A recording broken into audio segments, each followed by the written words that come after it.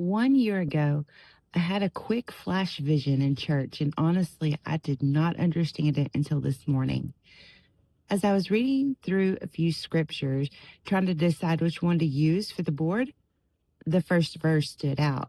But when I got to the bottom of that list, I accidentally kept reading and landed on Matthew 9:37 through 38. Once I had the verses, I started researching wheat because I thought I wanted to draw it on my mug. I looked up what happens to wheat if it's not harvested in time. But as I pictured the mug design in my head, I realized I just didn't really love those colors for my artwork. So I looked up what other crops are harvested in June. The second my eyes landed on blueberries, I turned my head to the side, teared up, and thanked Jesus. Because in that moment, I remembered the flash vision from a year ago. It just clicked. That vision finally made sense. Right here even is the journal entry.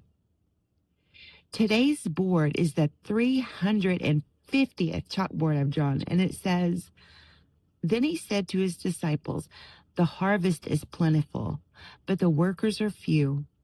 Ask the Lord of the harvest, therefore, to send out workers into his harvest field.'" What does that verse say to you today? Because if you clicked on this video, I do not think that was random. I believe you are hearing this testimony and reading these verses for a reason. And to really understand why this matters, it helps to remember why Jesus said it in the first place. Matthew 9 is packed with miracles. Jesus is healing people, raising the dead, and doing all these incredible things. But what stands out to me most is his compassion. Matthew 9:35 says that Jesus went through all the towns and villages, teaching in their synagogues, proclaiming the good news of the kingdom, and healing every disease and sickness.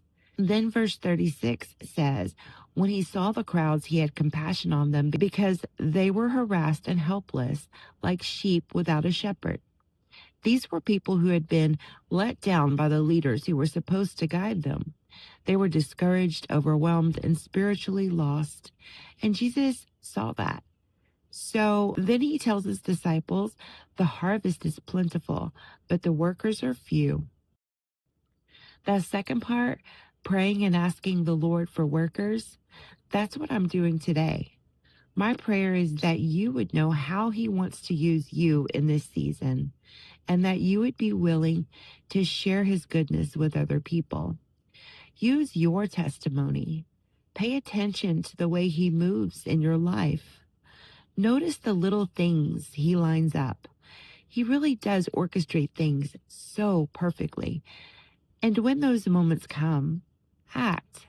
Ask him for wisdom. Be gentle. Be bold in the right way. Matthew 10:16 says, to be wise as serpents and harmless as doves. And I think that is such a beautiful reminder for how we are supposed to walk this out.